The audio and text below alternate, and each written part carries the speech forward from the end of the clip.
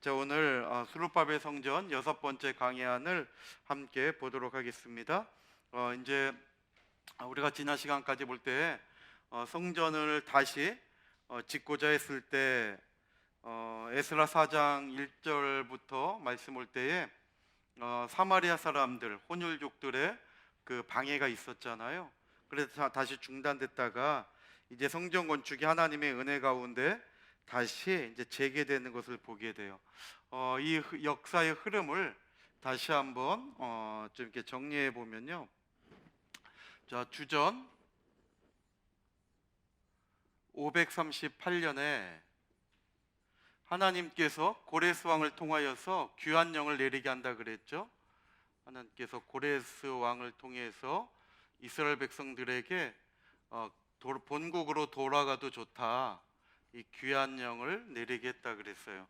그래서 주전 538년은 이 귀한 영을 받고 이스라엘 백성들은 귀환을 준비하게 되죠. 그래서 누가 갈 건지, 어떤 사람들이 갈 건지 또 이렇게 자원하는 마음으로 이제 준비하게 돼요. 그리고 주전 537년에 이 고레스 왕의 귀한 영은 에스라서 1장 1절부터 4절에 기록되어 있어요.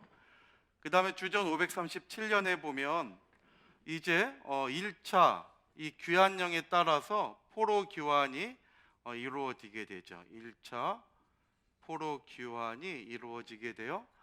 이때가 이제 에스라서 2장 64절부터 65절에 잘 기록되어 있는데, 이 포로 귀환자들을 다 더하면 1차 포로 귀환자는 49,897명이라는 것을 우리가 알 수 있다 그랬죠. 이렇게 고레스 왕의 귀환령에 따라서 이스라엘 백성들이 귀환하게 돼요. 그 다음에 이제 성전 건축을 준비하게 되죠.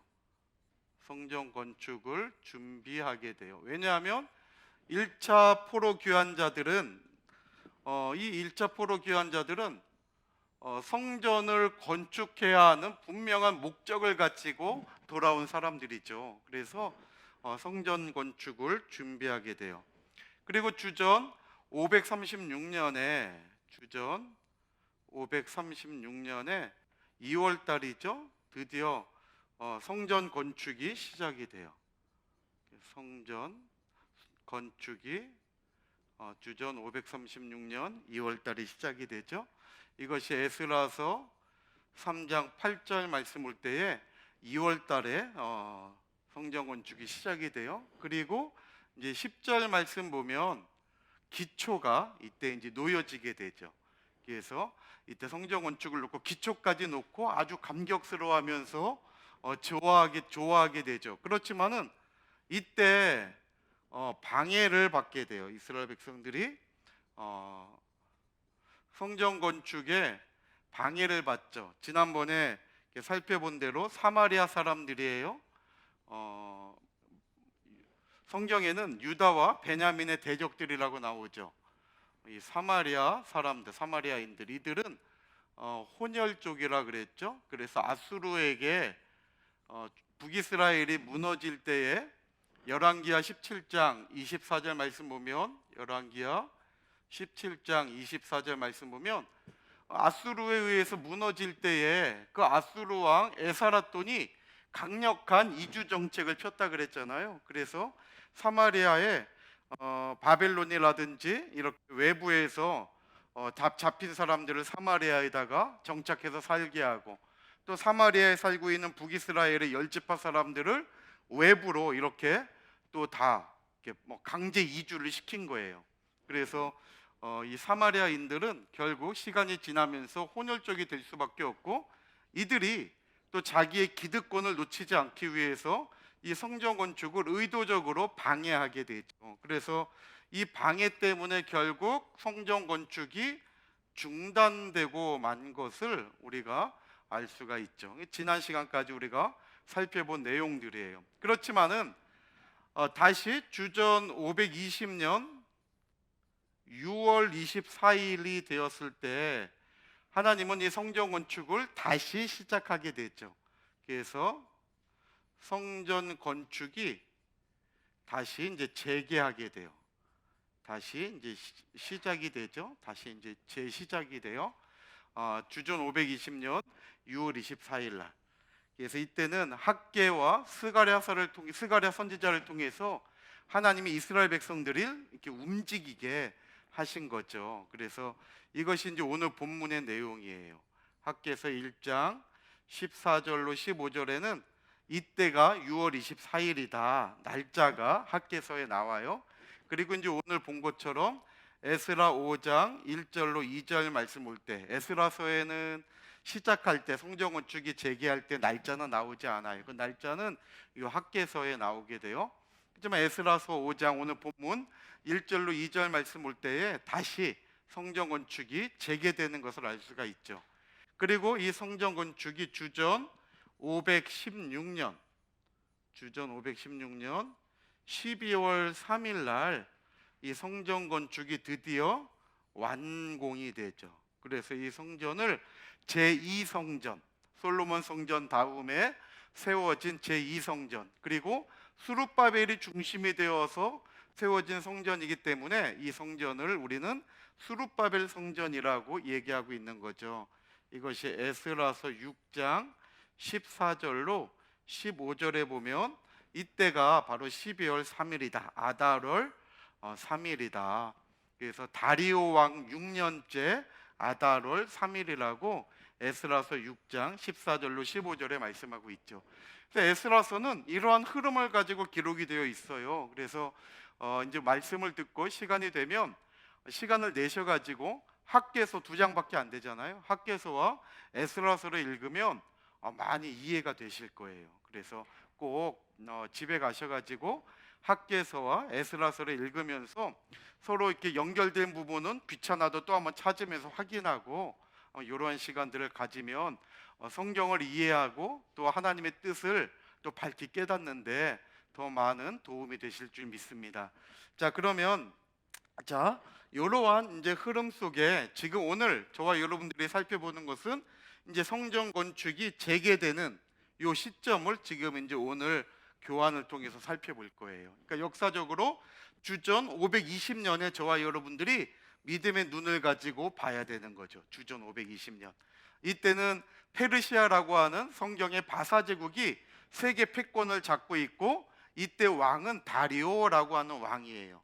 바사 제국의 4번째 왕이 되는 이 다리오 왕이 지금 이스라엘까지 전체 관리하고 있는 그러한 세계 그러한 실정이라는 것을 우리가 알 수가 있죠.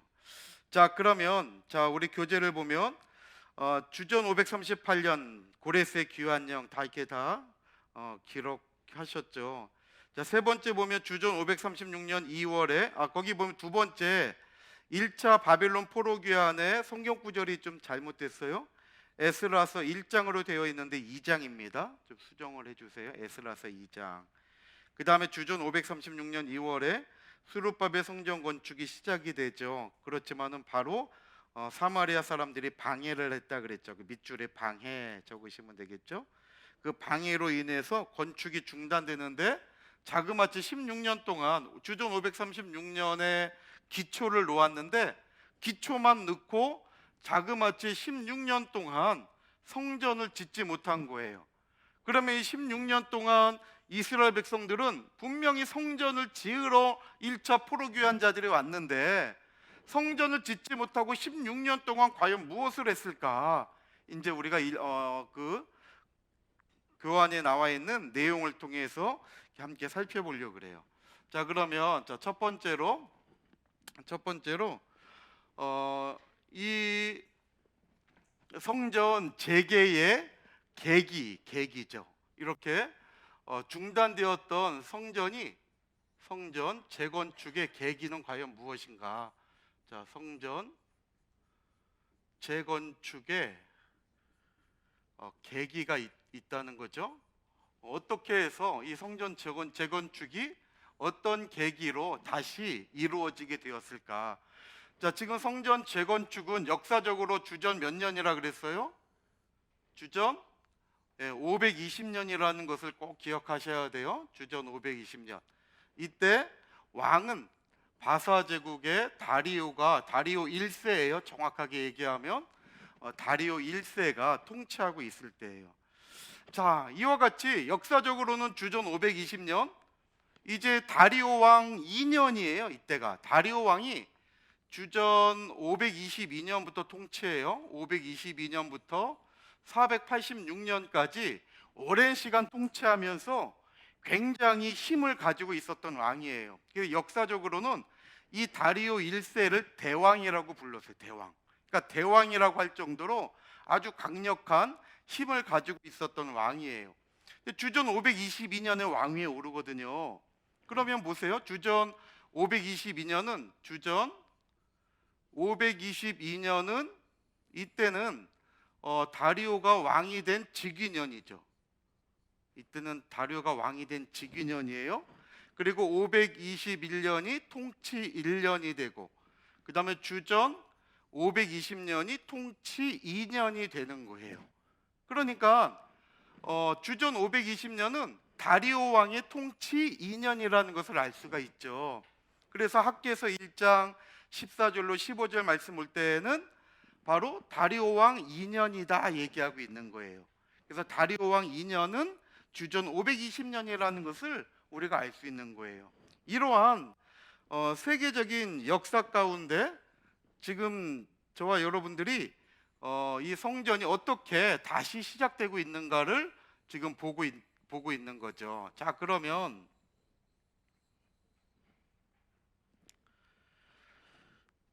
이때 어떻게 해서 하나님은 성전을 다시 시작하게 했느냐? 바로 이때 하나님은 학개 선지자를 통하여서 하나님의 말씀을 선포하게 하신 거예요. 그래서 학개 선지자를 통해서 하나님의 말씀을 선포하게 해요. 하나님의 말씀을 선포하게 해요. 이 하나님의 말씀이 뭐예요? 야, 성전을 빨리 건축해야 되지 않느냐? 왜 내 성전을 황폐하게 놔두고 너희들의 집은 그렇게 편박하게 이렇게 잘 지어놓고 있느냐? 하나님께서 책망하시는 말씀이죠. 이때가 언제냐면 주전 520년 다리오 왕 2년 6월 1일이라고 학개서 1장 1절은 말씀하고 있어요. 자, 나중에 학개서를 제가 읽어보라 그랬잖아요. 읽으실 때에 다른 형광펜, 잘 쓰지 않는 형광펜이 있으면 그걸 가지고 학개서에 보면 연대가 7군데가 나와요. 학개서에 보면 연대가 다리오 왕 2년 몇 월 며칠 날짜가 다 나와요. 딱 한 번 8월 달만 날짜가 안 나와요. 전부 다 날짜가 나와요. 오늘 집에 가셔가지고 한번 그 형광판에다가 이렇게 한번 그 날짜만 구분해서 말씀에 한번 칠해 보시면 좋을 것 같아요. 그리고 또 하나 다른 형광펜을 가지고 여호와의 말씀이 학개에게 임하여라는 표현이 있어요. 여호와의 말씀이 학개에게 임하여. 이게 날짜하고도 연관이 되어 있어요. 잘 읽다 보면 여호와의 말씀이 학개에게 임하여. 한번 그런 데 다 표시해 놓으면 이게 바로 달락달락 끊어지고 있는 내용들이에요. 그래서 집에 가셔서 학개서를 읽을 때 이 두 가지를 한번 염두에 두면서 형광펜으로 색칠하면서 이렇게 읽으시면 이 학개서를 정리하고 이해하는데 훨씬 도움이 될 것 같아요. 자, 우리 학개서 1장 1절 보세요. 교재. 자, 다 같이 한번 읽어볼게요. 시작. 다리오 왕 제2년 여섯째 달 곧 그 달 초하루에. 자, 보세요. 날짜가 이런 식으로 나와 있는 거예요. 그러면 성경에서 여기에다가 한번 형광펜으로 쭉 칠해 보라는 거예요. 밑줄 쳐져 있는데 똑같은 색으로. 자, 그럼 보세요. 다리오 왕 제2년 그랬죠. 아까 다리오 왕은 주전 522년에 왕위에 올라가요. 주전 522년에. 그런데 주전 522년은 왕으로 즉위한 해예요. 이때 하반기예요. 대충 이렇게 보면. 왜냐하면 참고로 바사 제국의 그 왕을 한번 정리해 볼게요. 자, 참고로 바사 제국의 왕들을 한번 볼게요. 자,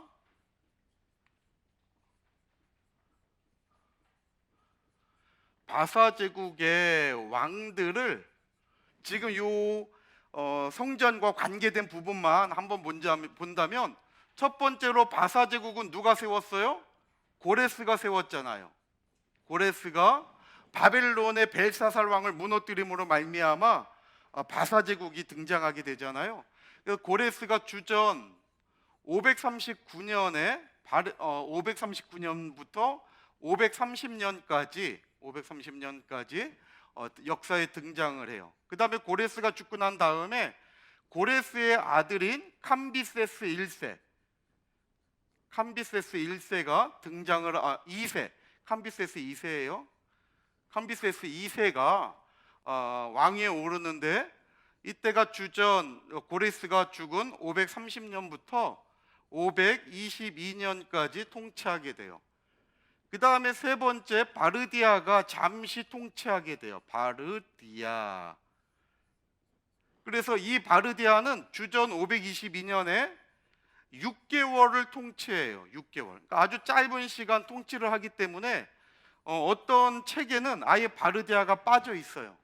바르디아가 왕에서 아예 빠져 있는 대부분의 책들이 6개월밖에 통치하지 않았고, 이때는 좀 이렇게 역사적으로 좀 여러 가지 얽혀 있는 내용들이 있어요. 그래서 바르디아는 6개월 아주 짧은 기간 통치하게 돼요. 그 다음에 네 번째 통치하는 사람이 바로 다리오 왕이에요. 다리오 1세예요. 역사적으로 바사 제국에만 다리오 왕이 3명 등장을 해요. 1세, 2세, 3세. 그래서 마지막 이제 바사 제국이 헬라에게 무너질 때가 다리오 3세 때거든요. 그래서 이제 여기 다리오 왕은 다리오 1세예요. 그래서 주전 522년부터 486년까지 다리오 왕이 통치하는 거예요.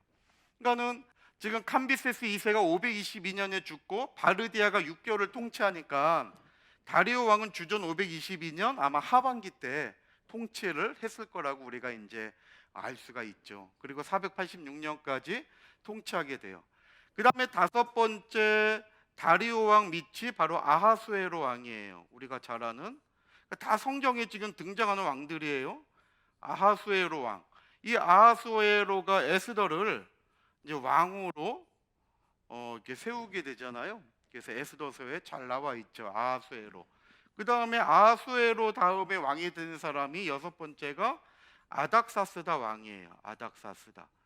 아닥사스다 왕은 느헤미야서에 잘 기록되어 있잖아요. 그래서 역사적으로 볼 때 2차, 3차 귀환을 1차 귀환은 고레스 왕 때 이루어지게 되고 2차, 3차 포로 귀환을 이룬 사람은 아닥사스다 왕이죠. 그리고 마지막 3차 귀환 때 이제 성벽까지 주전 444년에 완벽하게 이루게 된 걸 우리가 보게 되죠. 이후로 쭉 이제 왕들이 나열되고 있는 거예요. 그래서 지금 우리가 배우고 있는 이 성전 재건과 이 수르바벨 성전과 관계된 것을 보면 이 연대는 잘 아셔야 돼요. 고레스부터 다리오 왕 때까지. 다리오 왕이 주전 522년에 왕이 되기 때문에 다리오 왕 2년은 520년이 되는 거예요. 다리오 왕 2년은. 그 다음에 다리오 왕 6년은 516년이 되는 거죠. 이것이 바로 성전 재건과 연결되어서 에스라서와 그 다음에 학개서에 이렇게 잘, 스가랴서와 학개서에 잘 이렇게 기록되어 있는 것을 우리가 볼 수가 있어요. 자, 그러면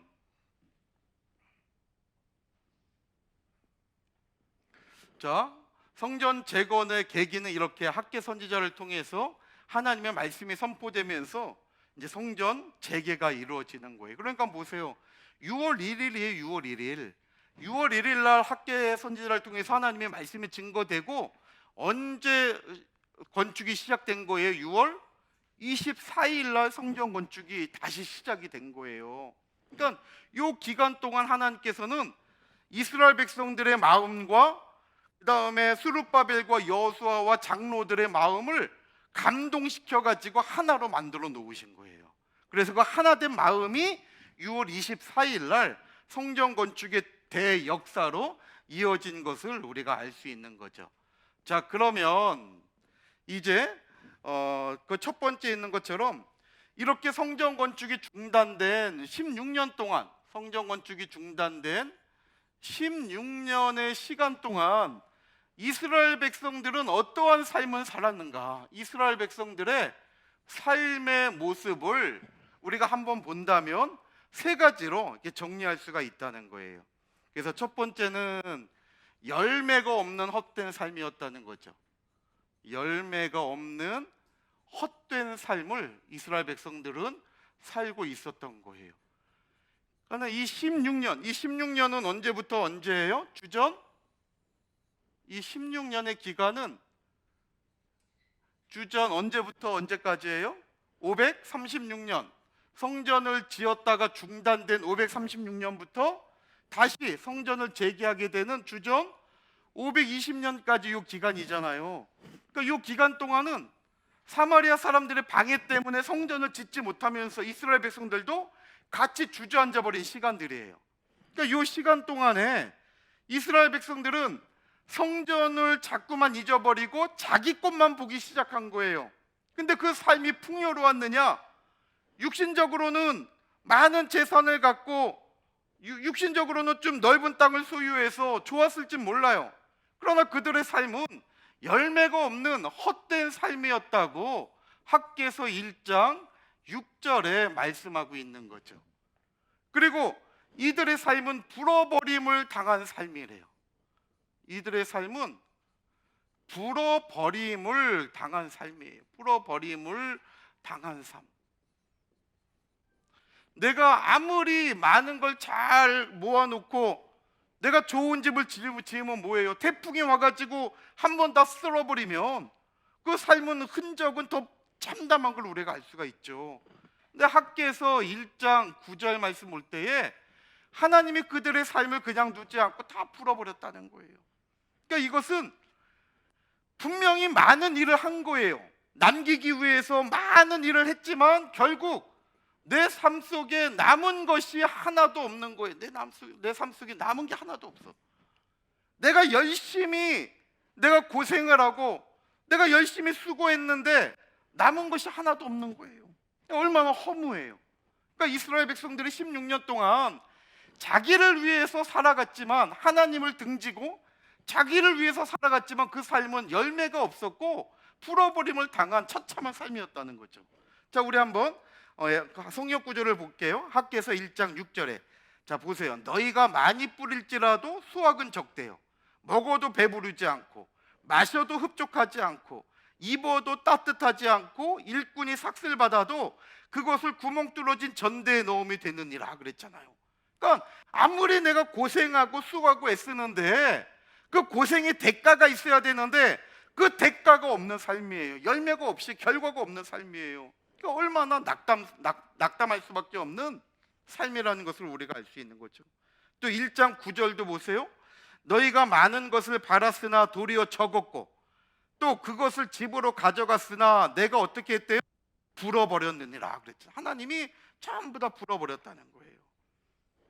그래서 내가 열심히 일했음에도 불구하고 하나님이 다 불어버려가지고 남은 것이 하나도 없는 거. 이러한 삶을 살게 되는 거죠. 오늘 우리도 마찬가지예요.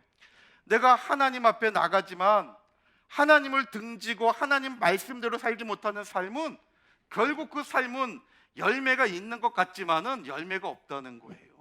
이건 남는 것이 없어요. 하나님이 다 불어버려서. 결국 이것은 재앙 가운데 사는 삶이었다는 거죠.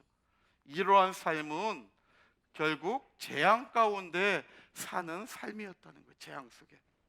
그래서 모든 일에 뭐 일을 하기만 하면 하나님이 재앙을 갖다 보내가지고 그 소산물을 얻지 못하게 하신 거예요. 그러니까 하나님의 말씀을 등지고 살 때 내가 뭔가 잘할 것 같지만 과정은 잘 될지 몰라요. 그러나 오늘 말씀처럼 결과는 잘 될 수가 없다는 거예요. 하나님께서 재앙을 보내는데 그게 잘 될 수가 있습니까? 학개서 1장 10절로 11절 말씀 기록되어 있죠. 11절 말씀 보면 하나님께서 어떠한 재앙을 보냈느냐. 11절 말씀 올 때에 내가 한재를 너희에게 보냈대요. 한재. 내가 한재를 너희에게 보냈대요. 이 한재라고 하는 단어가 홀레브라는 단어예요. 이것이 히브리어로 이 단어를 오늘 잘 기억하셔야 돼요. 하나님께서 이 단어를 통해서 우리에게 알려주시는 게 있어요. 홀레브라는 단어예요. 이렇게 써요.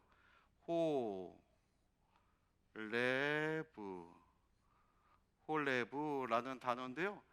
이 호레부라고 하는 단어는 이건 명사예요, 명사. 그래서 이것은 가뭄을 나타내요. 가뭄, 가뭄, 더위. 그 다음에 또 황폐함, 황량한 그런 뜻이 있어요. 황폐함, 또 황량함 그런 뜻이 있어요. 그런데 이 원형 동사가 하라부라는 단어예요. 이 원형 동사는 뭐만 달라요. 그래서 하라부라고 해요. 하라부. 이 하라부라고 하는 동사에서 호레부라고 하는 명사가 쓰여진 거예요. 이것이 우리 성경에는 한재라고 번역되어 있는데 바른 성경에서는 가뭄으로 번역하고 있어요. 가뭄. 그러니까 가뭄을 얘기하는 거예요. 그러니까 하나님이 가뭄을 보내가지고 뭘 하든지 간에 땅이 가물었는데 열매를 맺을 수가 있어요? 없죠. 그러니까 하나님이 가뭄을 보내가지고 아무것도 못하게 했다는 거예요. 또 어떠한 재앙을 보냈느냐? 학개서 2장 17절 말씀 볼 때에 하나님께서 폭풍을 보냈대요. 폭풍. 그 다음에 곰팡이를 보냈대요. 곰팡이. 뭐 하게 되면 곰팡이가 다 끼게 돼 있는 거예요. 폭풍을 보내고 또 곰팡이가 끼게 하고 또 우박을 내리게 함으로 말미암아 결실하지 못하게 했다는 거죠. 하나님께서 이런 것들로 하나님을 등지고 자기의 집에 몰두하는 이스라엘 백성들을 하나님께서는 재앙으로, 이러한 재앙으로 말미암아 결실하지 못하는 삶을 살게 했다는 거예요. 그러니까 이것이 이러한 삶이 이스라엘 백성들이 성전 지으러 왔으나 자기가 해야 할 일을 완수하지 못하고 자기 일에, 하나님의 일은 등지고 자기 일만 열심히 했지만 그 결국은 다 이러한 삶이었다는 거예요. 그래서 오늘 저와 여러분들도 내 삶을 이렇게 돌아보면서 내가 하나님의 말씀을 등지고 살아가고 있지는 않은지, 참 하나님의 말씀이 가는 곳에 늘 바쁘지만 그래도 쫓아가는 삶이 되고 있는지 우리 자신을 점검하면서 저와 여러분들은 열매 없고 하나님이 불어버리고 하나님이 재앙으로 말미암아 우리를 어렵게 하는 삶이 아니라 늘 우리가 하나님께 가까이 함으로 말미암아 하나님께서 우리를 붙들어 주시고 하나님을 지켜주시는 삶이 다 되시기를 주님의 이름으로 축원합니다. 그래서 이러한 삶을 살게 된 원인이 있어요. 원인. 그래서 두 번째로 이러한 삶을 살게 된 원인을 우리가 볼 때에 바로 뭐였느냐? 이러한 삶을 살게 된 원인은 다른 것이 아니라 하나님의 성전, 이 교회를 황폐하게 놔뒀기 때문에 그래. 이 성전을 황폐하게 놔뒀기 때문에 성전을 돌보지 않은 거예요. 그러니까 우리는 오늘 이 말씀을 통해서 꼭 기억해야 될 게, 우리는 교회 중심의 삶이 돼야 되고 하나님 중심의 삶이 돼야 된다는 거예요. 그래서 자, 우리 학개서 1장 4절 보세요. 시작. 이 성전이 황폐하였거늘 너희가 이때에 판벽한 집에 거주하는 것이 옳으냐 그랬죠? 이 성전이 황폐하였거늘, 하나님의 성전이 황폐했대요. 하나님의 성전이. 그런데 아까 얘기했잖아요. 하나님이 이스라엘 백성들을 재앙 가운데 둘 때에 학개서 1장 11절 말씀 볼 때에 뭘 하나님께서 보냈다 그랬어요? 한재를 두었다 그랬잖아요. 이게 아까 히브리어로 홀레부라고 하는 단어라 그랬잖아요. 홀레부. 이거의 기본 동사는 할라부라는 단어라 그랬죠. 할라부. 이것은 이제 가뭄, 황량하다, 황폐하다 그런 뜻이에요. 그러니까 하나님께서 이스라엘 백성들을 가뭄을 보내가지고 그들이 소출을 못 얻게 하고 그들의 삶은 어렵게 했다는 거예요. 그런데 왜 그렇게 했느냐? 이스라엘 백성들이 하나님의 성전을 어떻게 하게 했대요? 황폐하게 했다고 얘기하고 있는 거예요. 황폐하게 했다. 이것이 하레부라는 단어예요. 이것은 황폐하다. 이 단어가 히브리어로 하레부라는 단어예요. 하레부 이렇게 써요. 하레부. 모음만 달라요.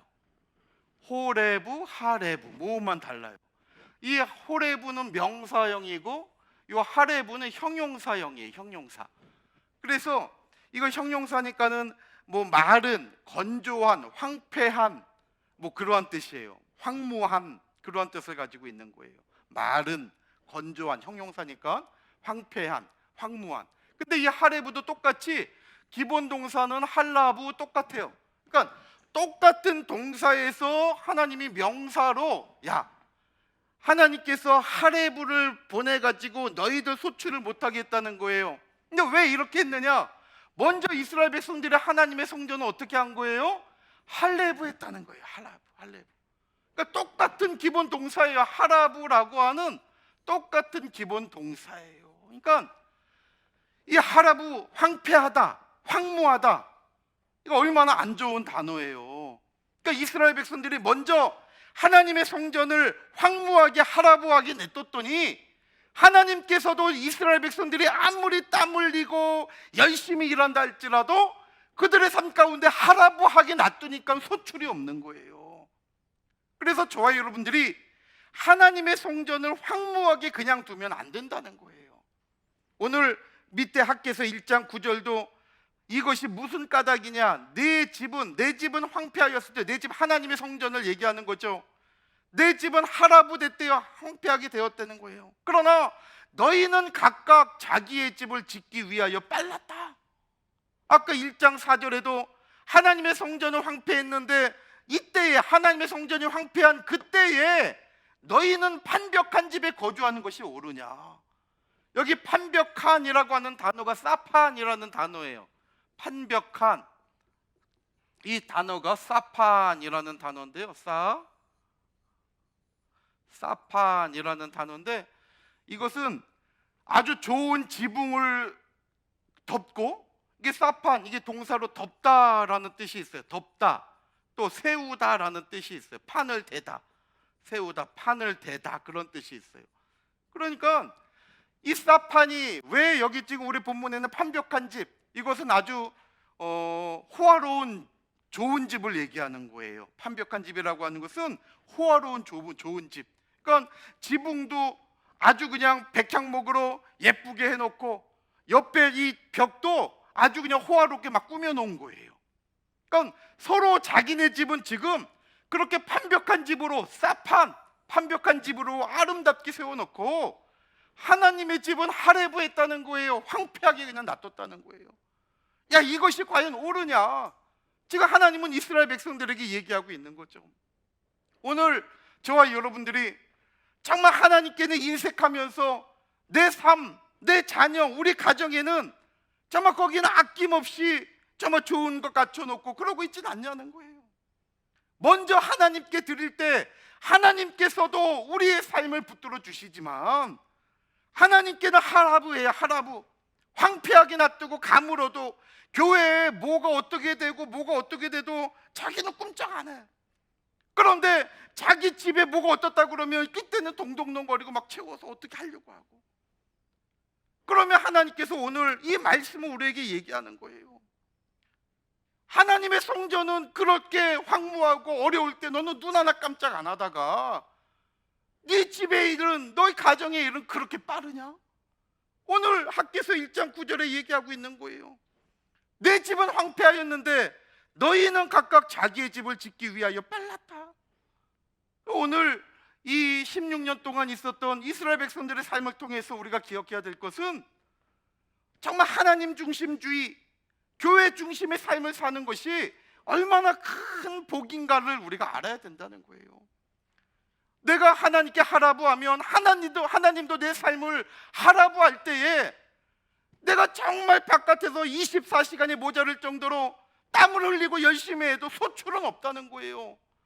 분명히 수확을 받아가지고 내가 집어넣는데 구멍 뚫린 전대에 넣는 거와 똑같다 그랬잖아요.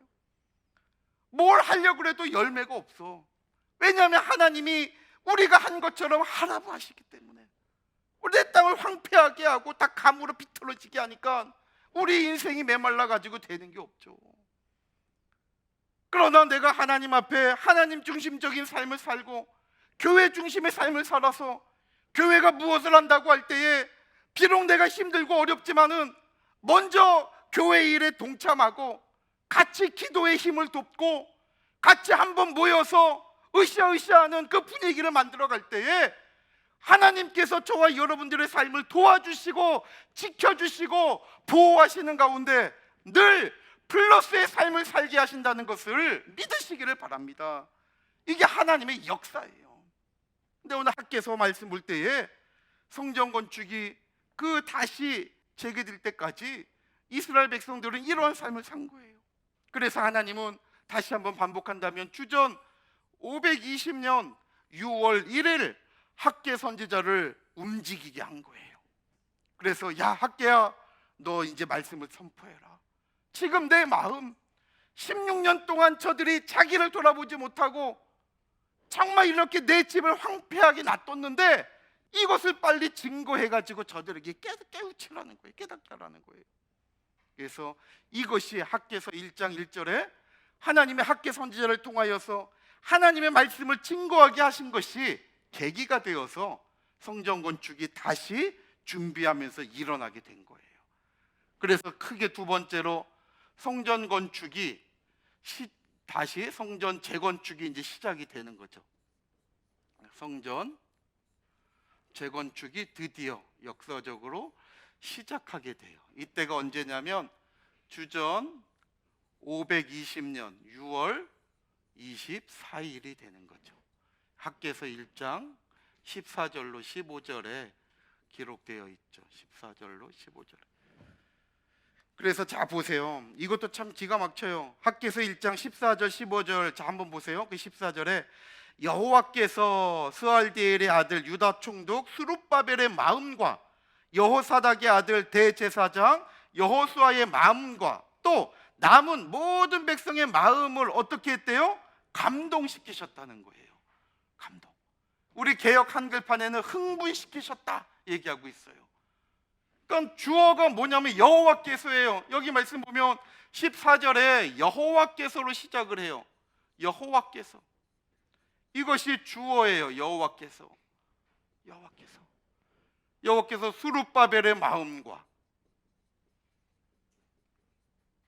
그 다음에 두 번째로 여호수아의 마음과 그 다음에 세 번째로 모든 백성, 예외가 없어요. 그 모든 백성들의 마음을 어떻게 했대요? 감동시키셨다는 거죠. 개역 한글판에는 흥분시키셨다. 흥분. 이것이 바로 하나님의 놀라운 역사였던 거예요. 이 감동하다, 흥분하다라는 단어가 히브리어에 보면 우르라는 단어예요. 우르. 깨우다, 각성하다, 뭐 일어나다, 분발하다 그러한 뜻이에요. 우르, 깨우다, 각성하다, 일어나다, 분발하다. 하나님은 스룹바벨의 마음과 여호수아의 마음과 이 모든 백성들의 마음을 깨운 거예요. 깨운 거. 야, 지금 너희 집에 힘쓸 때가 아니야. 지금 그럴 시간이 아니다. 그들의 잠들어 있는 영혼을 깨운 거예요. 우르. 그들을 깨닫게 한 거예요. 깨닫게 하고. 그래서 그들을 일어나게 한 거죠.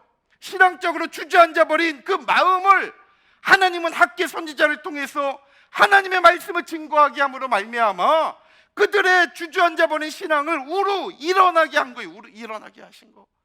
깨우다, 일어나다, 깨닫게 하다, 각성시키다, 우르라는 단어예요. 이것을 우리 개역 한글에는 흥분하다, 개역 개정판에는 감동시켰다라고 표현하고 있는 거예요. 누가 감동시킨 거예요? 하나님께서. 오늘 하나님께서 불초한 이 종의 마음과 우리 전도사님들의 마음, 우리 장로님들의 마음과 우리 권사님들과 안수 집사님들, 우리 모든 성도님들의 마음을 하나님이 감동시킬 때, 감동된 저와 여러분들이 일어나기만 한다면 아무리 어떠한 어려움이 있다 할지라도 하나님의 놀라운 역사를 이루어가는 참된 일꾼이 될 줄로 믿으시기를 바랍니다. 그러니까 하나님이 내 삶의 주어가 되어야 되는 거예요. 이게 하나님의 주권이죠. 하나님의 은혜예요. 사람의 힘으로 이룬 게 아니에요. 교회를 세울 때 돈이 있다고 해서, 성도들이 많다고 해서 세워지지 않아요. 하나님의 뜻은 하나님의 말씀에 감동이 되어서 움직이는 사람을 통하여 놀라운 역사를 일으키는 거예요. 저와 여러분들이 구속사의 이 일을 감당하며 나갈 때 절대 저희들이 힘이 있어서 하는 거 아니에요. 하나님께 감동받은 자들이 힘들지만은 이 십시일반 드리는 헌금이 이것이 또 많은 교회와 목회자들에게 쓰여지게 되고 또 하나님의 말씀이 가는 곳에 함께 기념비적으로 쓰여짐으로 말미암아 그 합력한 마음이 놀라운 역사를 이루어가게 하시는 거예요. 그 모든 삶의 주어는 목사도 될 수 없고 어떠한 유력한 사람도 될 수 없어요. 오직 한 분 하나님밖에 없는 거예요. 하나님께서 저와 여러분들을 감동시키시고 저와 여러분들을 움직일 때 여기에 순종하면서 따라가기만 한다면 놀라운 역사가 일어난다는 것을 믿으시기를 바랍니다. 이 대구도성 가운데 우리 산성교회를 누가 알아줘요? 지극히 작은 교회예요. 그렇지만 하나님께서 이 구속 역사를 이루기 위하여 우리 교회를 택하시고 저와 여러분들을 사용하신다고 할 때에 저와 여러분들의 마음이 하나가 되어서 움직이기만 한다면 반드시 대구를 살리고 깨우치고 대구를 끌어갈 수 있는 영적인 교회가 될 수 있다는 것을 믿으시기를 바랍니다. 거기에 쓰임받는 가정들은 절대 무너지지 않아요. 거기에 쓰임받는 저와 여러분들이 정말 행복한 사람들이에요. 정말 하나님의 뜻을 위하여 내 시간을 드리고 물질을 드리고 내 정성을 드리고 기도를 드리고 땀을 들여 보십시오. 우리 가정이 점점 정말 하나님의 은총 속에서 지경이 넓혀져 가는 것을 깨닫게 되는 거예요. 반드시 우리 자녀들이 더욱더 잘 되게 되는 거예요. 하나님은 살아계시기 때문에 그래요. 그래서 오늘 정말 이러한 역사 속에 성전 재건이 시작되었다는 것을 알 수가 있어요. 그래서 하반절에 보면 그들이 넘기면 와서 만군의 여호와 그들의 하나님의 전 공사를 하였으니 그랬죠. 이렇게 그들이는 뭐냐면 그 하나님께 감동을 입은 사람들을 얘기하는 거예요. 그 하나님께 감동을 받은 그들이 하나님의 성전 공사를 한다니까요. 그 교회도 마찬가지예요. 하나님의 말씀에 감동을 받은 사람이 움직이지 하나님 말씀에 감동을 받지 않는 사람은 움직이지 않아요. 교회에 무슨 일을 한다 할지라도 누가 하겠지 자기가 할 생각을 하지 못해요. 자기는 빠지려고 그래. 자기가 다 계산하고. 그러나 정말 무서운 것은 내 계산 위에 계신 하나님 아버지가 있다는 걸 아셔야 돼요. 사람의 눈은 속일 수 있지만 하나님의 눈은 속일 수가 없어요. 오늘 감동받은 그들이 하나님의 성전 공사를 시작하게 돼요. 그때가 언제냐? 다리오 왕 제2년. 아까 얘기했죠. 다리오 왕은 주전 522년에 즉위하게 돼요.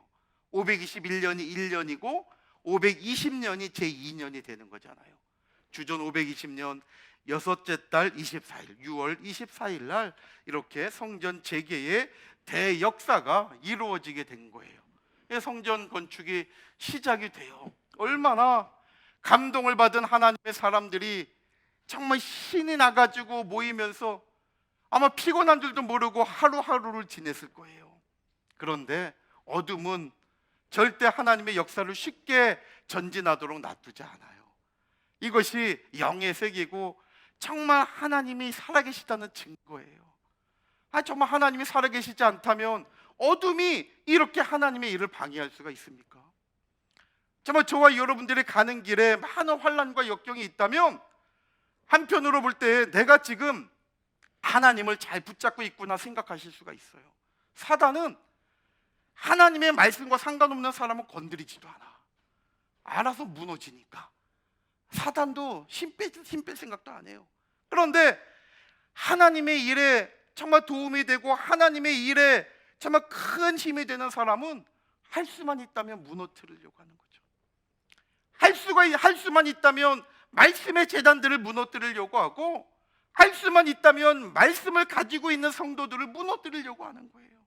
하나님이 보이지 않게 하고 많은 환난을 줘서 하나님은 조금만 더 견뎌내기를 응원하고 기도하시면서 예수님은 하나님 보좌 우편에서 앉아있지도 못하시고 서가지고 나를 위하여 응원하는데 너무나 힘들고 어려우니까 내 눈이 그게 보이지가 않아.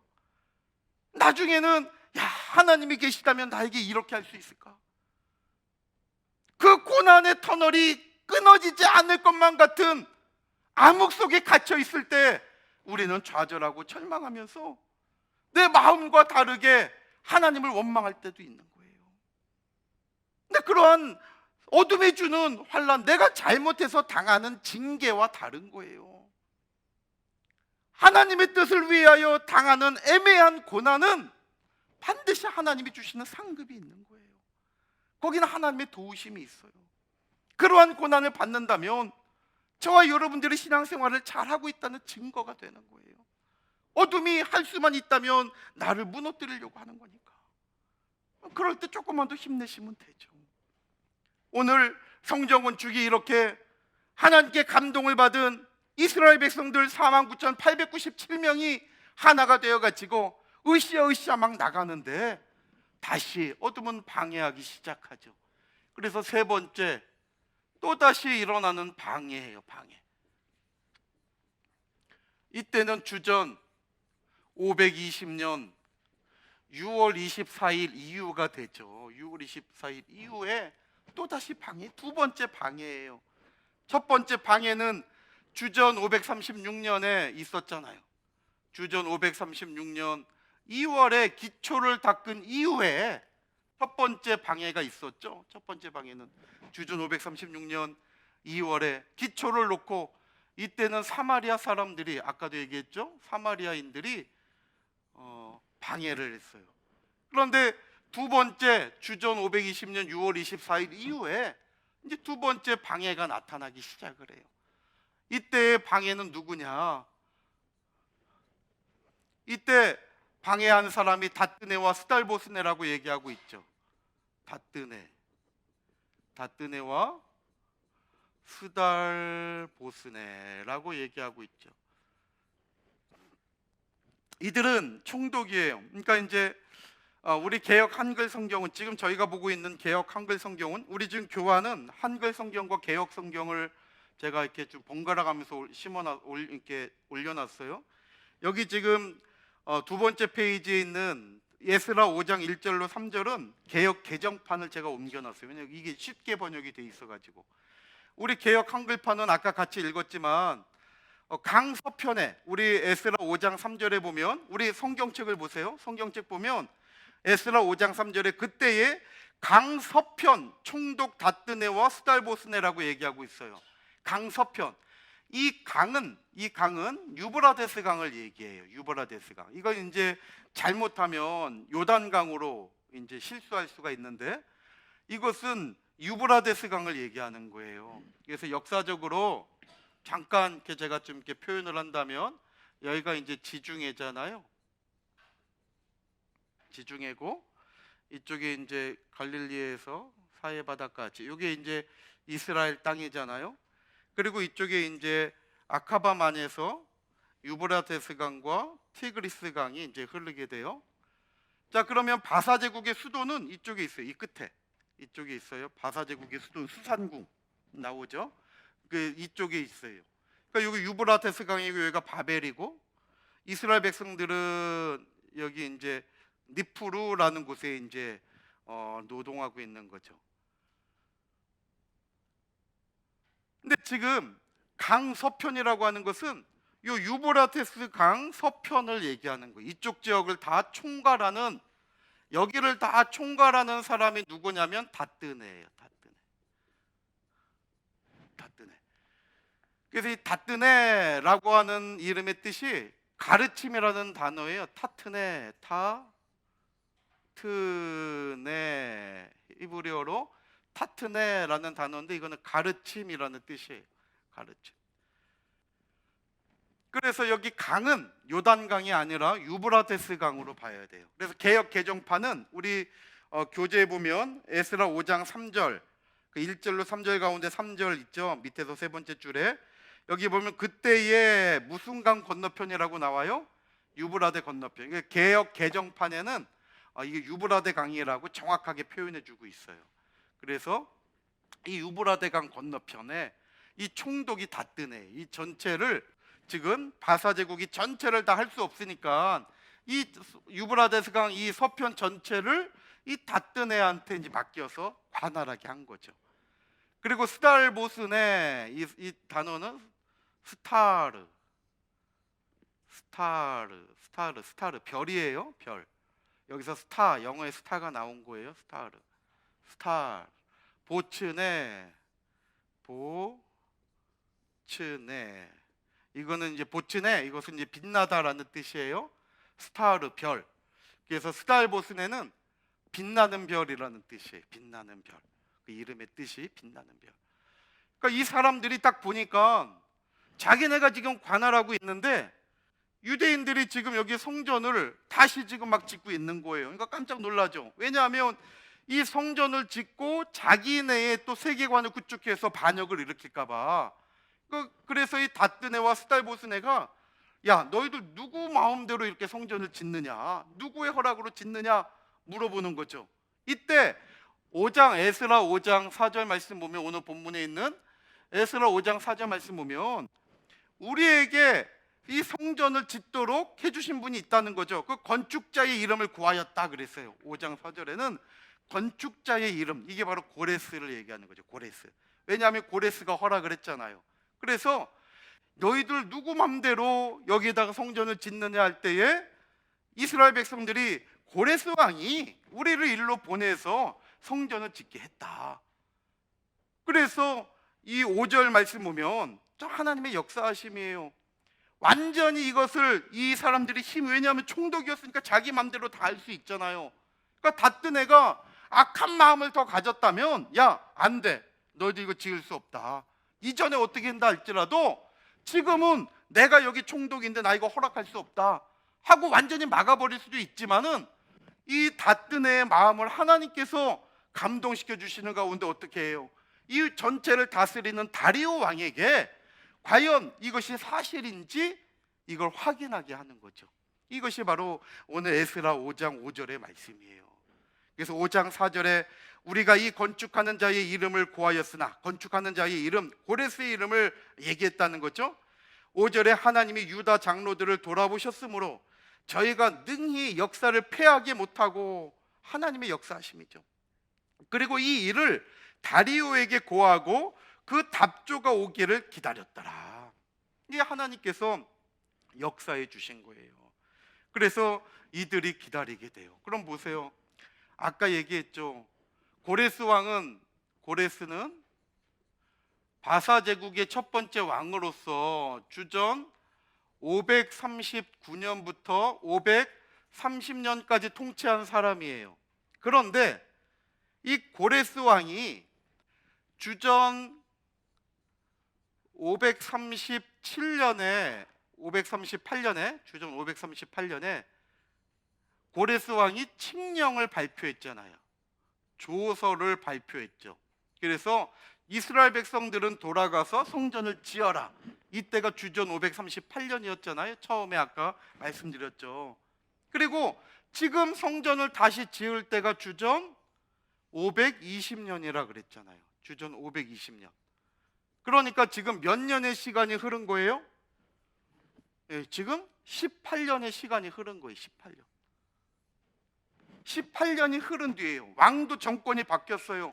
이 사이에 아까 얘기한 대로 고레스의 아들인 캄비세스 2세가 통치하고, 그 다음에 잠깐 이 캄비세스 2세에서 다리오에게 올라올 때까지 바르디아가 6개월 하지만은 이 6개월 동안은 아주 정치적으로 이 왕국이 혼란했던 시기예요. 그러면서 다리오 왕이 주전 522년에 왕위에 올라가게 되었던 거였거든요.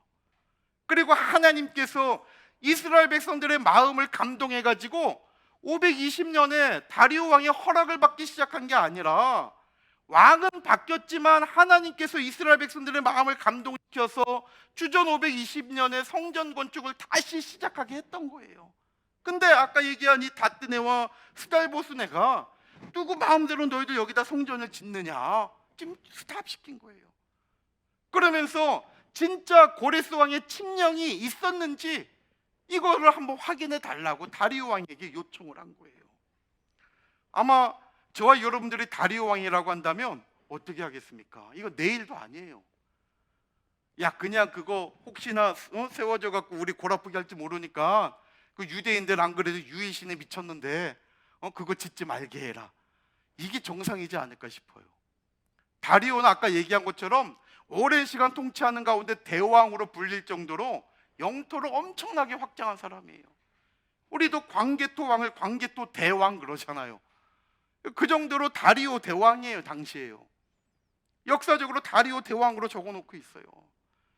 그런데 이 다리오 왕의 마음을 하나님께서 붙들어 주신 거죠.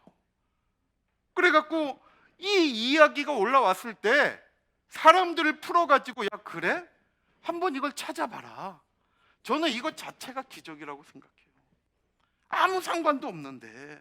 그러니까 하나님이 한번 역사하시면 저와 여러분들의 일상 가운데도 꼬이고 여러 가지 얽혀있는 일들이 있다 할지라도 내 생각을 버려놓고 나는 순종하며 간다면 내 마음도 주장하시는 분은 하나님이고 우리 주변의 마음을 움직여주시는 분도 하나님이라는 것을 믿으시기를 바랍니다.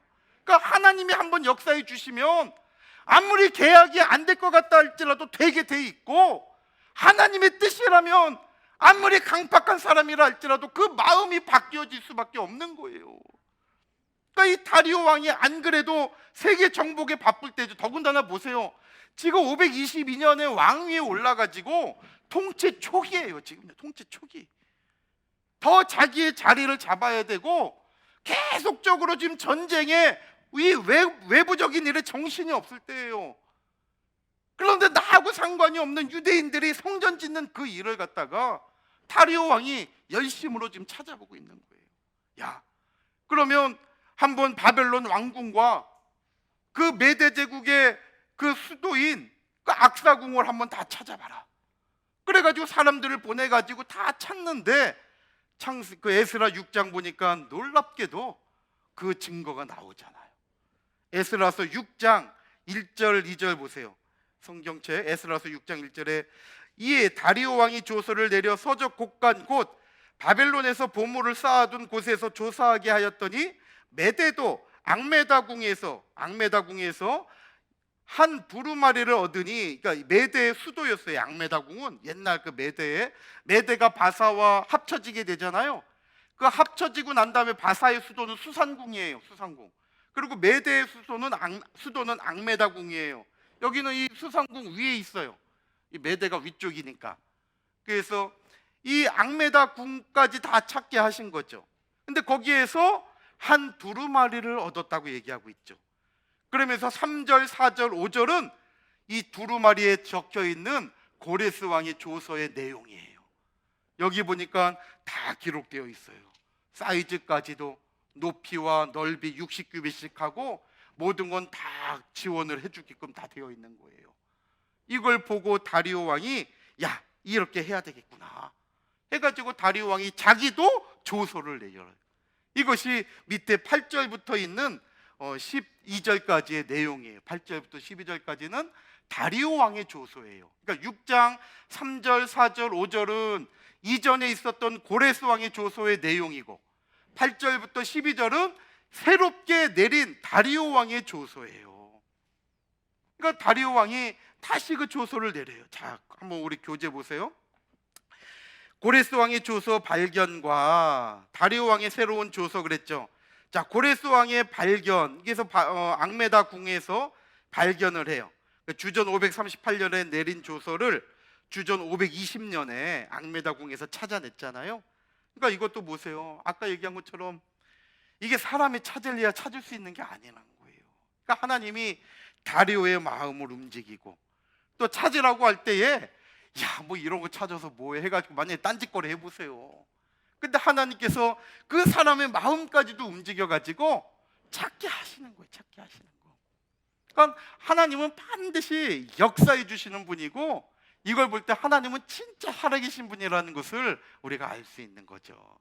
그러니까 저와 여러분들도 오늘 이 말씀을 꼭 붙잡고 내 주변에 뭔가 돼야 되는데 안 되는 일이 있다면 하나님의 성전을 내가 황무하게 하지 않았는지 우리 삶을 점검하시고 하나님의 성전을 기쁘게 하시고 정말 하나님의 성전 중심, 하나님의 말씀 중심으로 살아간다면 하나님은 우리 주변의 마음을 움직여가지고 정말 하나님께서 크게 역사해 주신다는 것을 꼭 믿으시기를 바랍니다.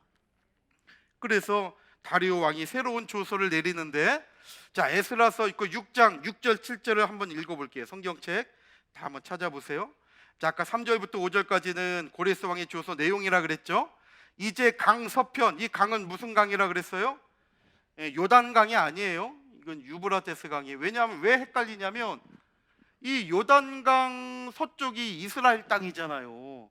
그러니까 우리는 이것만 볼 때 요단강 서편 맞네 이렇게 해서 오해를 하시는 거예요. 근데 여기서 이 강은 요단강을 얘기하는 게 아니라 이 유브라테스 강을 얘기를 하는 거예요. 강 유브라테스 강이에요. 서편 총독 다뜨네와 스달보스네와 너희 동료 강서편 아비삭 사람들은 그곳을 멀리하여 보세요. 그곳을 너희들이 성전 짓는데 자꾸만 간섭하지 말래요. 야, 거기서 멀리하여, 그러면서 하나님의 전 역사를 막지 말고 유다 총독과 장로들로 하나님의 이 전을 본처에 건축하게 하라. 이게 다리오 왕의 명령이었던 거예요. 얼마나 큰 역사입니까? 지금 다뜨네는 여기를 자기가 관할하는 곳이에요. 그런데 다리오 왕이 야, 너희가 네 관할하에 있지만 이 성전을 건축하는 일에서는 너희들 떨어져 간섭하지 못하게. 그러니까 하나님의 정말 완벽하신 역사를 우리가 보게 되는 거예요. 그러면서 8절부터 12절은 고레스 왕의 조서를 우리 교재에 3가지로 제가 정리해 놓은 거예요. 첫 번째로는 성전 건축의 비용은 유브라데강 건너편에서 거둔 세금으로 알아. 이게 무슨 말이냐면 유브라데강 건너편, 여기를 얘기하는 거죠. 여기에서 나온 세금으로 이 성전을 건축하게 하래요. 얼마나 감사한 일이에요. 이게 다리오 왕이 이렇게 다. 그 다음에 두 번째를 또 9절로 10절을 정리하면 하나님께 드릴 번제에 필요한 것들도 번제는 날마다 드리잖아요. 그걸 날마다 그 제물을 갖다 가장 좋은 것으로 준비해서 유대인들에게 주라는 거예요. 그러면서 나를 위해서도 좀 기도하게 하라, 다리오 왕이. 그 다음에 그러니까 저와 여러분들은 이 나라와 민족을 위해서 기도할 책임이 있다는 걸 아셔야 돼요. 대통령을 위해서, 정말 이 대구시장을 위해서, 위정자들을 위해서 기도할 책임이 우리에게도 있는 거예요. 그 다음에 세 번째, 누구를 막론하고 방해하는 자의 집은 거름더미가 되게 하고 하나님께서 또 그들을 멸하시기를 원한다. 정말 너무나 멋있지 않습니까? 이것이 하얀 종이에 적혀 있는 까만 글씨가 아니라 저와 여러분들의 삶 속에 역사하시는 하나님의 말씀이라는 것을 믿으시기를 바랍니다. 하나님이 저와 여러분들의 삶도 이렇게 지켜주시는 거예요. 그러니까 어둠은 끝까지 방해해요. 끝까지. 그러나 하나님은 정해놓으신 시간이 있어요. 왜냐하면 70년 포로 생활, 이걸 하나님이 예레미야서 29장 10절에 분명히 얘기했잖아요. 예레미야에게. 예레미야서 29장 10절이나 25장 11절로 12절 말씀 보세요. 70년 바벨론 포로 생활. 역대하 36장 26절에도 36장 21절에도 마찬가지죠. 역대하 36장 21절에도 예레미야에게 그 하신 말씀이 응한다 그랬어요. 응한다. 그러니까 주전 536년에 주전 586년이죠. 주전 586년에 성전이 회파됐거든요. 이때 이 성전은 솔로몬 성전이죠. 성전이 회파됐어요. 그리고 70년이 지나야 되니까 주전 516년이죠. 이것은 하나님의 약속을 이루기 위한 하나님의 계획이에요. 그러니까 516년에는 성전이 이루어져야 돼. 그러면 그 당시 그 인원으로 이루어지기 위해서는 주전 520년부터는 성전이 지어져서 516년에 무리 없이 이루어져야 된다는 거죠. 그래서 주전 520년 6월 24일부터 시작된 것이 주전 516년 12월 마지막 아달월 3일 날 완공된 거 아니에요? 그러니까 하나님의 역사는 정해진 시간이 있는 거예요. 그 시간, 이거를 하나님께서는 이루시기 위해서 하나님께서는 그 어떤 방해가 있다 할지라도 그 방해를 막으시고, 또 때로는 왕의 마음도 움직이시고, 모든 환경을 동원해서 사용하시는 분은 하나님이라는 거예요. 그래서 하나님의 때를 바라보면서 그때에 쓰임 받는 사람이 복 있는 사람이에요. 지금 이 구속의 말씀이 퍼지려고 하는 이 중요한 때, 지금 이 시기가 가장 중요한 거예요. 이 시기에 물꼬를 터놓으면 이제 우리 다음 세대들은 더 큰 하나님의 뜻을 이루어갈 발판을 만들어 주는 거예요. 지금 저와 여러분들의 사명이 너무나 중요한 거예요. 그 어둠은 정말 할 수만 있다면 어떻게 하든지 간에 우리를 무너뜨리게 하고 하나가 되지 못하게 하려고 하고 자꾸만 팔을 나누게 하려고 하고 우리를 어지럽히려고 하는 거죠. 그러나 이럴 때일수록 저와 여러분들이 내 자신을 죽이고 서로가 서로를 돌아보아서 정말 같은 마음, 같은 뜻을 품고 정말 하나님의 마음이 어디를 향하여 있는지 깨닫는 가운데 그곳에 내 마음을 두고 그곳에 내 발걸음을 옮길 때 그러한 저와 여러분들을 통해서 하나님의 역사는 반드시 세워진다는 것을 믿으시기를 바랍니다. 우리 가정의 일들도 마찬가지예요. 얽히고 설킨 수많은 일들, 대외적으로 정말 나를 공격하는 수많은 방해 세력들이 있다 할지라도 오늘 이 말씀을 붙잡고 하나님 한 번만 역사해 달라고 간절히 붙잡고 기도할 때 하나님께서 반드시 우리들의 기도를 들으시고 역사해 주실 줄 믿으시기를 바랍니다. 자, 그럼 이제 결론적으로 이 성전 건축의 재개는 전적인 하나님의 은혜죠. 은혜. 밑줄에 적으세요. 은혜예요. 전적인 하나님의 은혜. 그러니까 저와 여러분들도 은혜 아니면 살아갈 수 없다는 것을 믿으시기를 바랍니다. 지금 이 자리에 나올 수 있는 것도 은혜예요. 은혜. 자, 보세요. 학개와 스가랴 선지자를 통해서 말씀을 선포하셨죠. 또 총독 스룹바벨과 대제사장 여호수아의 마음을 하나님이 감동시켰어요. 또 고레스 왕의 조서가 발견되게 하고 다리오 왕으로 하여금 새로운 조서를 내리도록 역사했죠. 더 중요한 것은 모든 백성들이 한 마음이 돼가지고 성전 건축에 동참하게 했다는 거예요. 그러니까 이 성전 건축을 짓는 일에 자기가 가지고 온 그 수많은 재산들을 아까워하지 않은 거예요. 하나님 앞에 다시 드리고 정말 땀을 흘리면서 일하고 여기에 한 마음 한 뜻이 된 거예요. 그 결과 유다서 에스라 6장 14절 보니까 유다 사람의 장로들이 선지자 학개와 이또의 손자 스가랴의 권면을 따랐으므로, 이 권면을 따랐다는 것은 하나님의 말씀을 따라갔다는 거죠. 그랬더니 성전 건축하는 일이 어떻게 됐대요? 형통한지라 그랬잖아요. 형통한지라. 오늘 저와 여러분들도 하나님의 말씀을 따라갈 때 우리 교회와 저와 여러분들의 모든 삶이 형통하게 될 줄로 믿으시기를 바랍니다. 그래서 하나님의 역사는 절대 한 사람을 통해서 이루어지지 않아요. 하나님의 역사는 오늘 이 말씀처럼 모든 것들이 모여져서 하나님의 뜻을 이루어가고 있다는 것을 우리가 알아야 돼요. 그래서 다시 한번 마지막 정리한다면 하나님은 선지자들을 통해서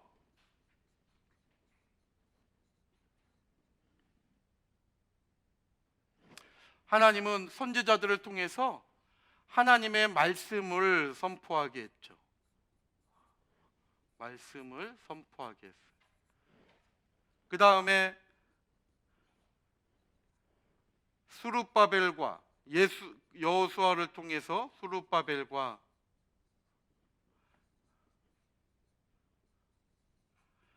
여호수아를 통해서 하나님은 하나님의 감동을 받아서 이 말씀을 통하여 하나님의 감동을 받고 올바른 지도력을 행사하게 하신 거죠.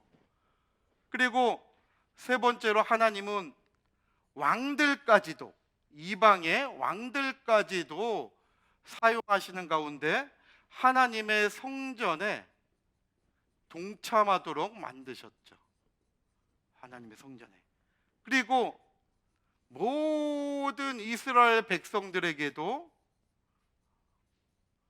하나님께서는 말씀을 통하여 감동을 더하여 주시는 가운데 눈치 보지 않고 정말 하나님의 성전에 적극적으로 적극적으로 일할 수 있도록 하나님의 성전에 적극적으로 일할 수 있도록 하나님께서 역사해 주신 것을 알 수가 있어요.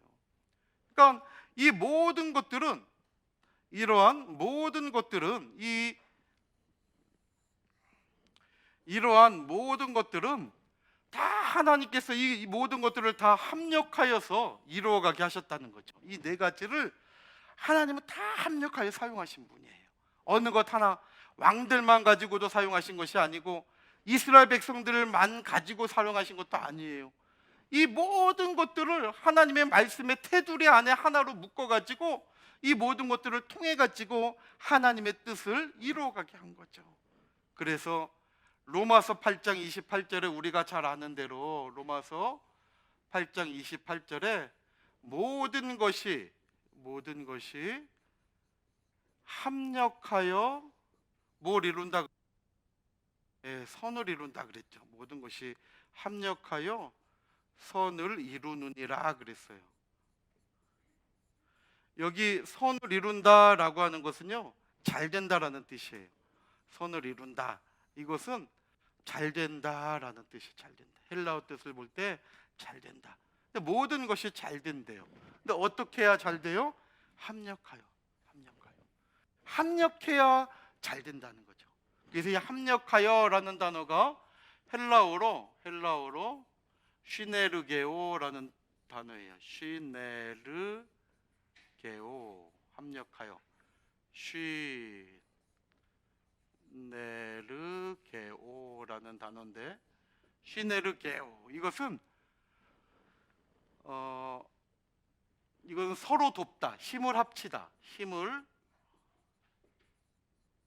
합치다, 또 서로 돕다라는 뜻이에요. 서로 돕다. 합력한다고 하는 것은 서로를 바라보고 서로를 채워주는 게 합력하는 거예요. 또 힘을 합치는 거죠. 그래서 함께 일하는 것이 바로 이 시네르게오, 함께 일하는 결론적 함께 일하는 거. 그 힘을 합치고 서로 도와서 함께 일하는 거죠. 함께 일하다. 시네르게오, 함께 일하다. 그래서 하나님의 역사는 함께 모여질 때, 함께 일할 때 하나님의 역사는 일어나게 돼요. 그래서 나 같은 것이 아니에요. 나는 부족해서 안 된다, 이게 아니에요. 내가 없으면 온전한 하나는 되지 못해요. 그래서 저와 여러분들 각자가 얼마나 하나님의 뜻을 위하여 소중한 사람들인가를 깨닫고 오늘 이 말씀을 통해서 나에게 호흡의 능력을 주신 그 하나님께 감사하면서 이 호흡을 거두어 갈 때까지 합력하여서 하나님의 뜻을 이루어가는 저와 여러분들이 다 되시기를 주님의 이름으로 축원합니다.